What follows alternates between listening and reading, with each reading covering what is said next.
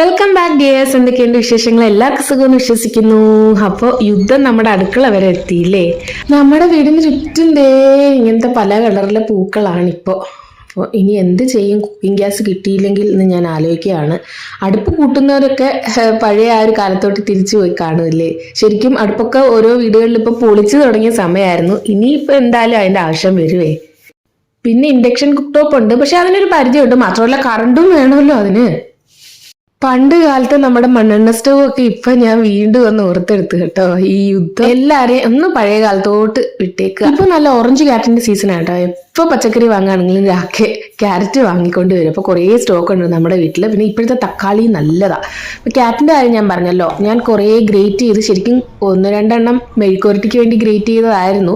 ഞാൻ വിചാരിച്ച് ക്യാരറ്റ് ഹൽവ ഉണ്ടാക്കാമെന്ന് വെച്ചിട്ട് വലിയ 3 ക്യാരറ്റ് ഗ്രേറ്റ് ചെയ്തപ്പോൾ തന്നെ ഇത്രയും കിട്ടി. നിങ്ങൾക്ക് വേണമെങ്കിൽ മിക്സിയിലൊന്ന് ചെറുതായിട്ടൊന്ന് ചതച്ചെടുത്താലും മതി കേട്ടോ. അപ്പോൾ ഞാൻ ഉണ്ടാക്കാൻ പോകുന്നത് ക്യാരറ്റ് ഹൽവയാണ്. നമ്മുടെ ഒരു ടേസ്റ്റിൽ ക്യാരറ്റ് ഹൽവ ഞാൻ ഉണ്ടാക്കി കാണിക്കാം കേട്ടോ. അപ്പോൾ കുക്കർ വെച്ചിട്ട് ഒരു 2 ടേബിൾ സ്പൂൺ നെയ്യ് ഒഴിച്ചു കൊടുത്ത് ഈ ക്യാരറ്റ് ഗ്രേറ്റ് ചെയ്തിട്ട് നന്നായിട്ട് അങ്ങ് പച്ച കെടുത്തി ഒന്നെടുത്തിട്ട് നമുക്കതിലേക്ക് പാൽ ഒഴിച്ചു കൊടുക്കാം. ഇപ്പോൾ കാച്ചി വെച്ച നല്ല പാടയുള്ള പാലെൻ്റെ ഉണ്ട്, അത് ഞാൻ ഒഴിച്ചു കൊടുക്കുകയാണ്. നമുക്ക് ക്യാരറ്റ് നന്നായിട്ട് വേഗം ചെയ്യണം. പിന്നെ ഒരു ടേസ്റ്റും കിട്ടി പാല് ചേർത്താൽ. വെള്ളം നിങ്ങൾക്ക് ചേർക്കണമെങ്കിൽ പാലിന് പകരം വെള്ളവും ചേർത്ത് കൊടുക്കാം. ഞാനിപ്പോൾ പാലിലാണ് ഉണ്ടാക്കുന്നത്. അപ്പോൾ അതേ മെല്ലെ മെല്ലെ ഇങ്ങനെ ഇളക്കിയിട്ട് ഒന്ന് തിളച്ച് തുടങ്ങുമ്പം കുക്കർ അടച്ചിട്ട് നമുക്കൊരു ഹൈ ഫ്ലെയിമിൽ ഒരു 3-4 വിസിൽ കൊടുക്കാം. നന്നായിട്ട് ക്യാരറ്റ് വേഗട്ടെ. അതിനുശേഷം നന്നായിട്ട് ആവി എല്ലാം മാറിയിട്ട് തുറന്നു നോക്കണം. അപ്പോൾ പിരിപിരാന്നിരിക്കുകയാണെങ്കിൽ നിങ്ങൾ ടെൻഷൻ അടിക്കേണ്ട, അതിങ്ങനെ തന്നെയാണ് അതിൻ്റെ ടെക്സ്ചർ വരുന്നത്. എന്നിട്ട് നമ്മൾ എന്താ ചെയ്യുക, തുറന്നിട്ടിട്ട് കുറച്ചും കൂടെ ഒന്ന് വെള്ളം പറ്റിക്കുന്ന പോലെ ചെയ്തിട്ട് അതിലേക്ക് ഞാൻ 2-3 ഏലക്ക പൊട്ടിച്ചിട്ട് കൊടുത്തിട്ടുണ്ട് ഒരു ഫ്ലേവറിന്. ഒരുവിധം നമ്മുടെ ആ ഈർപ്പൊക്കെ ഒന്ന് വറ്റി തുടങ്ങിയ സമയത്ത് ഞാൻ ശർക്കരപ്പൊടിയാണ് ചേർത്ത് കൊടുക്കുന്നത്. ഇവിടെ ഉപ്പില്ലാത്ത നല്ല ശർക്കര ഇട്ടിട്ടോ. ഇവിടെ ചായയിലും പാലിലും ഒക്കെ ഇവർ ഇട്ട് കുടിക്കുന്ന ശർക്കരയാണ്. അപ്പോൾ ഉപ്പുള്ളതാണെങ്കിൽ അങ്ങ് വീട് ഇട്ട് പഞ്ചസാര ചേർത്താൽ മതി. ഞാൻ ശർക്കരപ്പൊടി ഇട്ടിട്ട് നമുക്ക് നന്നായിട്ടൊന്ന് മിക്സ് ചെയ്ത് കുറച്ച് നെയ്യും കൂടെ ഒഴിച്ചിട്ട് ലാസ്റ്റ് ഞാൻ അരമുറി തേങ്ങ തിരികെ ഇട്ട് കൊടുക്കുന്നത്. ഇവിടെ ഉള്ളവരൊക്കെ ശരിക്കും ഡ്രൈ ഫ്രൂട്ട്സ് ഇങ്ങനെ പൊടിച്ചിട്ടൊക്കെ ഇടും. ഞാൻ പക്ഷെ തേങ്ങ തിരികെ. ഇതിനാണ് നല്ല ടേസ്റ്റ് ആട്ടോ. നന്നായിട്ട് ഡ്രൈ ആയിട്ടുണ്ട്. ഇനി തീ ഓഫ് ചെയ്തിരുന്ന് ഒന്നും കൂടെ ഒന്ന് ഡ്രൈ ആവും. ഇത് നല്ല ടേസ്റ്റ് ആട്ടോ. ഇതിൻ്റെ ഒരു ടേസ്റ്റ് എങ്ങനെയാ പറയുന്നത് വെച്ചാൽ നമ്മുടെ വരട്ടി ഉണ്ടാക്കുന്ന ഇലയട ഉണ്ടല്ലോ, നമ്മൾ ശർക്കരയൊക്കെ വെച്ചിട്ട് വിഷു അട എന്നൊക്കെ ഞങ്ങളുടെ നാട്ടിൽ പറയും. അതിൻ്റെ വരട്ടിയെടുക്കുന്ന തേങ്ങയുടെ ടേസ്റ്റ് ഉണ്ടല്ലോ, അതേ ടേസ്റ്റിൽ നമുക്ക് നമ്മുടെ ക്യാരറ്റ് ഹൽവ നമ്മുടെ ഒരു ഫ്ലേവറിലും ടേസ്റ്റിലും ഉണ്ടാക്കിയെടുക്കാം. നട്ട്സും ഡ്രൈ ഫ്രൂട്ട്സും ഒക്കെ അങ്ങ് മറന്നേക്കും. ഇങ്ങനെ ഒന്ന് ഉണ്ടാക്കി നോക്കുക ക്യാരറ്റ് ഉണ്ട്. ഞാൻ കഴിഞ്ഞ വ്ലോഗിൽ നമ്മുടെ കിച്ചൺ ബാൽക്കണിയുടെ ബാക്കിൽ നിൽക്കുന്ന മാവ് നിറച്ച് പൂത്ത് വയ്ക്കുന്ന കാണിച്ചല്ലോ. അതിനുശേഷം ഞാൻ ജസ്റ്റ് ഒന്ന് പുറത്തിറങ്ങിയപ്പോഴാണ് കണ്ടിട്ട് അതിന് തൊട്ട് പുറകിൽ ഒരു കുഞ്ഞു മാവ് നിന്നത് നിറച്ച് പൂത്ത് വയ്ക്കുകയാണ്. ഇതും ആദ്യമായിട്ട് പൂക്കുകയാണ്. നമ്മുടെ മാവ് എപ്പോഴും എനിക്ക് 2-3 വർഷമായിട്ട് കായ്ക്കുന്നുണ്ടായിരുന്നു. പക്ഷേ ഈ മാവ് പുതിയതായിട്ട് പൂക്കുക. ഇത് നമ്മുടെ നിത്യ മുല്ല, എന്താ രാത്രി മുല്ലയില്ലേ, അത് ഇനിയിപ്പം എന്താ പറയുക, പൂവൊക്കെ പിടിച്ച് തുടങ്ങുന്നുള്ളൂ. ഇപ്പോൾ പൂവൊന്നുമില്ല. ഇപ്പം നിറച്ച് കരിയിലക്കിളിയാണ്. ഇനി ഇലയൊക്കെ പോയിട്ട് പുതിയത് വരണ്ടേ. ഈ മരത്തിലൊന്നും ഇലയേ ഇല്ല. സ്പ്രിംഗ് സീസൺ നടന്നുകൊണ്ടിരിക്കുകയാണല്ലോ. ഇത് കഴിഞ്ഞിട്ട് നിറച്ച് ഇലയൊക്കെ വരും. അപ്പോൾ നമ്മുടെ രാത്രി മുല്ലയും പൂക്കുമ്പോൾ ഞാൻ വന്ന് കാണിച്ചു തരാം കേട്ടോ. ക്യാരറ്റ് ശരിക്കും ഞാൻ ലഞ്ചിനൊന്ന് മെഴുക്കുവരട്ടാൻ വേണ്ടി ഗ്രേറ്റ് ചെയ്തതാണ്. പിന്നെയാണ് അത് ക്യാരറ്റ് ഹൽവയിലോട്ട് മാറിയത് കേട്ടോ. കാരണം അങ്കു എൻ്റെ അടുത്ത് ഇങ്ങനെ പറഞ്ഞിട്ടുണ്ടായിരുന്നു, അമ്മ ക്യാരറ്റ് ഹൽവ ഒരു ദിവസം ഉണ്ടാക്കി തരണേ. അവന് ഭയങ്കര ഇഷ്ടമാണ്. അപ്പോൾ ഞാൻ ഇന്ന് ലഞ്ച് എന്താ വെച്ചാൽ നമ്മുടെ ഇൻഡക്ഷൻ കുക്ക് ടോപ്പിലാണ്. ഗ്യാസ് ഇല്ലല്ലോ, ഗ്യാസിൻ്റെ പ്രശ്നം ഭീകരം തന്നെയാണ്. പിന്നെ ഇൻഡക്ഷൻ കുക്ക് ടോപ്പിലാണ് ഇപ്പോൾ ചോറ് വെക്കുന്നത്. പിന്നെ പെട്ടെന്ന് ഉണ്ടാക്കാൻ പറ്റുന്ന എന്താ പുളിശ്ശേരിയാണ്. നമ്മുടെ തേങ്ങ അരച്ചിട്ടുള്ള നമ്മുടെ നാട്ടിലെ പുളിശ്ശേരി ഉണ്ടല്ലോ, അതുപോലത്തെ ഒരു പുളിശ്ശേരി ഞാൻ ഉണ്ടാക്കി വെച്ചത് 2 ദിവസത്തേക്ക് നമുക്ക് ഒഴിക്കാനെടുക്കാം.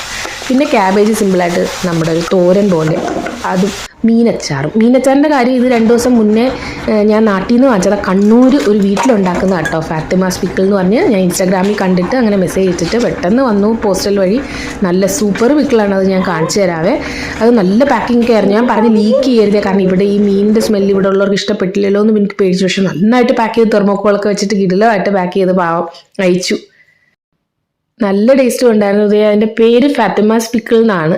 അപ്പോൾ നമ്മുടെ ചോറിൻ്റെയും ചപ്പാത്തിൻ്റെ കൂടെ ഒക്കെ കഴിക്കാം. അങ്കുവിന് ഒന്ന് സൈഡിലായിട്ട് ദോശയാണെങ്കിൽ അവന് ഇതുണ്ടെങ്കിൽ ഭയങ്കര ഹാപ്പി.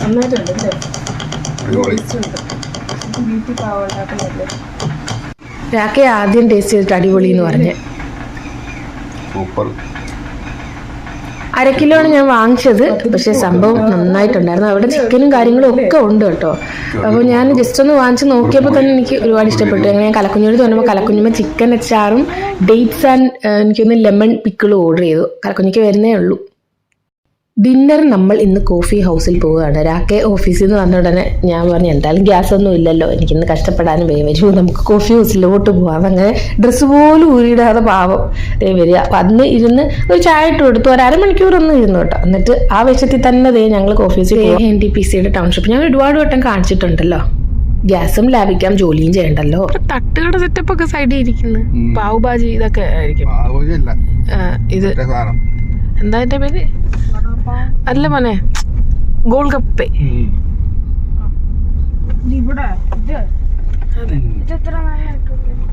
അത് കൊറേ ഇപ്പൊ ഭയങ്കര സെറ്റപ്പ് ആയിടേ. അത് വലിയതായി ഉണ്ടോ, അത് സ്ഥിരമാക്കിയെന്ന് തോന്നുന്നത് അങ്ങ്. ഞാൻ കഴിഞ്ഞ പ്രാവശ്യം വന്നപ്പോൾ ഇവിടെ ഒരു എന്താ പറയുക ഗോൾഗപ്പയുടെ ഒക്കെ അത് വേറെ ഒരു സെറ്റപ്പ്, വേറൊരു ലെവലായി കേട്ടോ. ഇവിടെ വേറെ എന്തൊക്കെ ഉണ്ട്. അപ്പം നമ്മളെന്തായാലും കോഫി ഹൗസിലോട്ട് കയറുകയാണ്. അങ്കുവിൻ്റെ കൈ ഇനിയിപ്പം ഞാൻ കാണിക്കുമ്പോൾ പ്ലാസ്റ്ററൊക്കെ എടുത്തിട്ടുള്ള അങ്കുവിനെ കേട്ടോ. അത് 3 ആഴ്ച ആയി.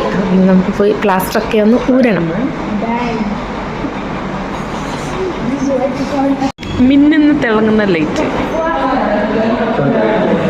അങ്ങനെ നമ്മൾ ഫുഡൊക്കെ ഓർഡർ ചെയ്തു. ആദ്യം ചില്ലി ഗോപിയാണ് വന്നത്. അവർ സ്റ്റാർട്ടറായിട്ടാണ് ചില്ലി ഗോപി ഞങ്ങൾ ഒരുമിച്ച് കൊണ്ടുവരാൻ പറഞ്ഞത്. പക്ഷേ ആദ്യം ചില്ലി ഗോപി വന്നു. പിന്നെ ഒരു ചിക്കൻ 65, നമ്മുടെ റൊട്ടി. ഇത് അഫ്ഗാനി ചിക്കനാണ്, മുകളിൽ ബുൾസയൊക്കെ വെച്ചിട്ട് നല്ല ടേസ്റ്റ് ആട്ടോ ഈ അഫ്ഗാനി ചിക്കൻ. നല്ല ഗ്രേവി അതിൻ്റെ. പിന്നെ ഒരു മുട്ടക്കറി പറഞ്ഞു. സത്യം പറയാൻ നല്ല വിശപ്പുണ്ടായിരുന്നു, അതുകൊണ്ടാണ് ആക്രാന്തം കൊണ്ടാണ് ഇതൊക്കെ ഓർഡർ ചെയ്തത്.